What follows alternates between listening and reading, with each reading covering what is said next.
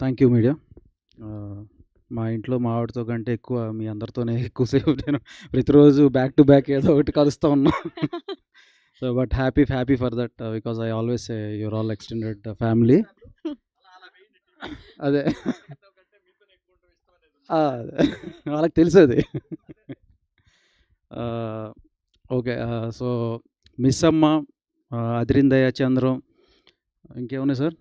టాటా బిర్లా, మధ్యలో లైలా. అంటే ఆ తర్వాత మళ్ళా అదే మన అందరిని అలరించిన హిట్ పెయిర్, హిట్ కాంబినేషన్ మన శివాజీ గారు, లయ గారు ఇప్పుడు మళ్ళీ మన ముందుకు రాబోతున్నారు. సార్ నాకు కుళ్ళుగా ఉంది కొంచెం మీ ఇద్దరిని చూస్తుంటే. ఎందుకంటే ఎందుకంటే నేను అప్పుడు అప్పుడు అప్పుడు అప్పుడేదో చిన్నోడిలా ఉండేవాడిని. ఇప్పుడు నాకు మీసాల గడ్డలు మెరిసిపోయినాయి, కానీ మీరు మాత్రం యాజ్ ఇట్ ఈజ్ అలాగే ఉన్నారు. అండ్ లయ గారు నా నా ఫేవరెట్ యాక్ట్రెస్ ఆమె. సో బట్ యా అదే సో కమ్‌బ్యాక్. అంటే నా ఫేవరెట్ యాక్ట్రెస్‌తో నేను అసోసియేట్ అవ్వటం నాకు చాలా హ్యాపీగా ఉంది. నాకు అలవాటే అది.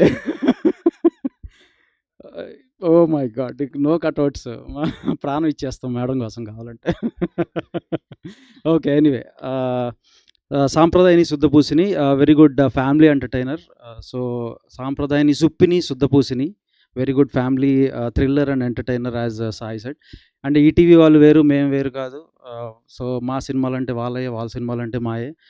సో ఈటీవీ వాళ్ళు చేసిన సినిమా అంటే ఒక ట్రేడ్ మార్క్ ఉంటది. అటువంటి సినిమా మళ్ళా ఈ సినిమా. అండ్ మేము ఈ సినిమాని ప్రెజెంట్ చేయటం, మీ అందరి ముందుకు తీసుకురావడం చాలా హ్యాపీగా ఉంది. And as it is Shivaji గారు ఇరగదీశారు. అలాగే రోషన్ బుడ్డోడు క్యారెక్టర్‌లో చాలా బాగా చేశాడు. అండ్ మీ అందరికి సర్ప్రైజ్ ఇస్తాడు. అండ్ ఇంకా మన లయ గారి గురించి చెప్పక్కర్లేదు. అప్పుడెప్పుడో ఆమె నందులని పందుల్లా పెంచిందని చాలా చాలా చాలా చాలా ఆటిల్లో చూసాం. అంటే ఆమెకి అవును సార్, ఇది ఉందది. కావాలంటే అడగండి ఆమెని. సో ఈవెన్ అంటే వర్క్ టువర్డ్ ప్యాషన్ ఎలా ఉంటదంటే వర్క్ మీద యూఎస్‌లో ఉన్నా కూడా ఆమె వాళ్ళ ఫ్రెండ్స్‌తో కలిసి రీల్స్ చేస్తా ఉండేవారు. అది నేను ఫాలో అవుతూ ఉండేవాడిని కూడా. So but yeah! Anyway very happy that she is back and her second innings I'm hoping that it will become a great block buster for her. As it is ఈ cinema కూడా అలాగే block buster అవ్వాలని కోరుకుంటున్నాను. Thank you Varun. Vamsi గారు, మీరు చెప్పిన సామెత మాకు కానీ బనీవాస్ గారికి కానీ అర్థం అర్థం కాలేదా? నందుల్ని పందుల్లాగా పెంచింది అప్పట్లో అని అనేవారు.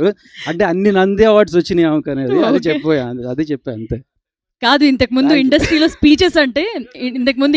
స్పీచెస్ అంటే ఒకరిద్దరు పేర్లు వచ్చేవి. ఇప్పుడు ఆ స్పీచెస్ లిస్ట్ లో మీరు కూడా జాయిన్ అవుతున్నారు అనమాట. ఇంకా అదేం లేదు.